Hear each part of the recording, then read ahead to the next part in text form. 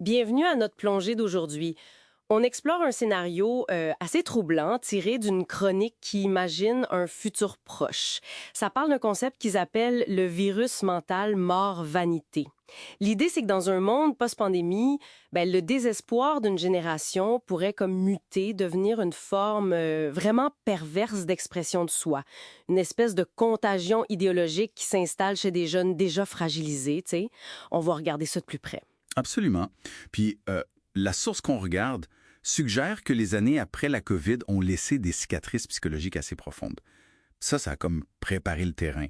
Ce qui est fascinant, je trouve, c'est comment le récit fait le lien entre cette vulnérabilité psychologique-là puis des éléments, disons, biologiques, et même une manipulation assez cynique. OK, commençons par la base. Alors, cette génération décrite comme vulnérable. Le texte mentionne l'isolement, la peur, la perte de repères après la pandémie. Il cite même des chiffres du CDC de 2021. 37 des élèves du secondaire aux États-Unis qui rapportaient une mauvaise santé mentale. C'est énorme. Puis 44 qui se sentaient tristes ou sans espoir de façon persistante. C'est assez lourd comme portrait, hein? Ouais. Puis ces chiffres-là, ils cachent des réalités parfois encore plus dures, selon le texte. Ils parlent d'autres spécifiques d'anxiété ou de dépression dans certains groupes. L'analyse qui est proposée dans la chronique, ça va plus loin que juste l'angoisse adolescente normale. Ça parle d'une population qui est devenue comme réceptive psychologiquement. Une maladie des temps, comme ils disent.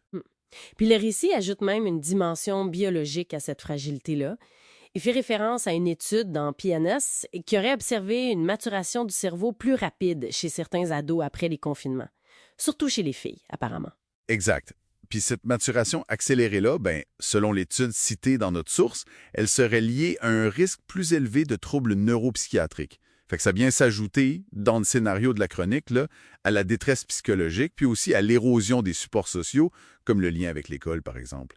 Ça crée une vulnérabilité sur plusieurs plans. C'est sur ce terreau-là que la chronique amène une idée plus spéculative, je dirais, qu'elle appelle la spikeopathie.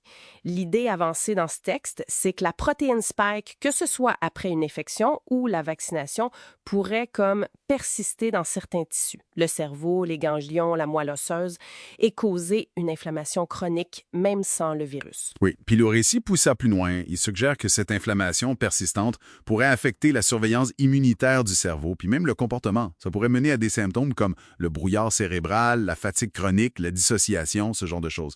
Puis un concept clé qu'ils avancent, c'est la réactivation sous stress.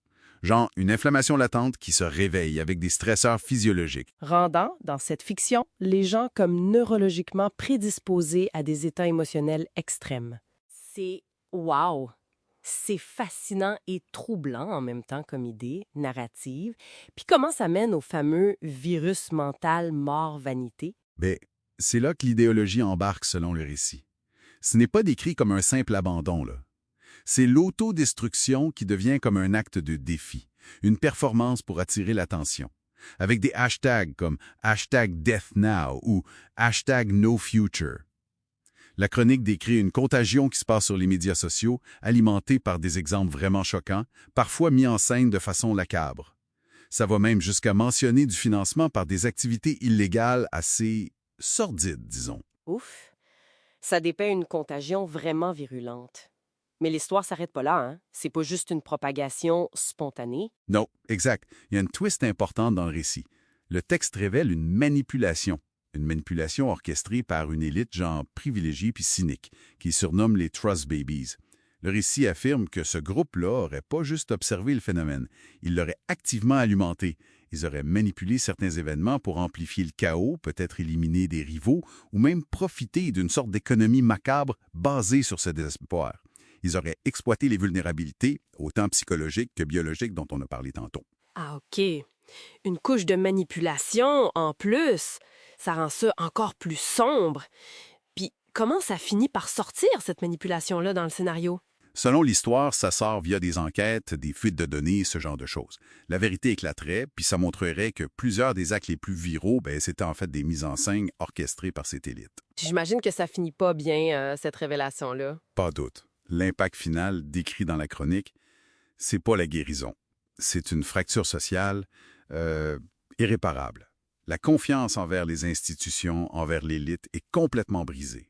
Le récit finit sur un monde qui fait face à cette trahison monumentale, où le désespoir collectif a été froidement instrumentalisé, puis cette connaissance-là, de la trahison, ça devient la cicatrice la plus profonde. Donc, si on résume les éléments clés de cette plongée dans la chronique, on part d'un traumatisme psychologique post-pandémie assez profond. Le récit ajoute une possible vulnérabilité biologique liée à cette idée de spikeopathie. Puis tout ça est exploité, amplifié par une élite manipulatrice sans scrupules. C'est un scénario qui explore vraiment les extrêmes, tu sais, de la fragilité humaine puis de la manipulation. Tout à fait. Puis ça nous laisse avec une question qui dépasse la fiction de cette chronique, je pense.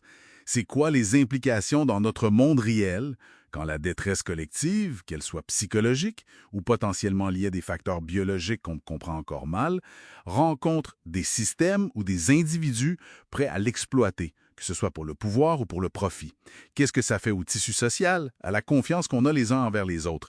C'est une pensée qui mérite réflexion, je crois.